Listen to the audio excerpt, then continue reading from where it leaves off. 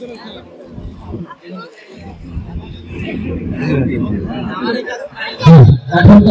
Lottery পর্বটা হচ্ছে আমাদের অতিথিগণ চমৎকার ভাবে আসলে এগুলো এত সুন্দর বুদ্ধিগুলো ঢুকেছে আহসান আলম ভাই।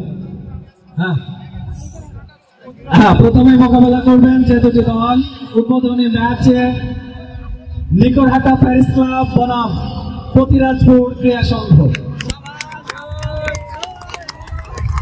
সঙ্গে এই টুর্নামেন্টের টাইটেল স্পন্সর আমাদের প্রতিষ্ঠান উত্তরবঙ্গের সর্ববৃহৎ sports shopping centre Kaushik sports, সেই সাথে পতিরাজপুর ক্রীড়া সংঘের জন্য অনেক অনেক প্রীতি জানাচ্ছি, শুভেচ্ছা জানাচ্ছি যে পতিরাজপুরের মতো এই জায়গাতে এখন বলবো বিশ্বটির সেরা একটা শর্ট পিচ টুর্নামেন্ট হচ্ছে এবং উপহার দিয়েছে কাসার আলম। সাথে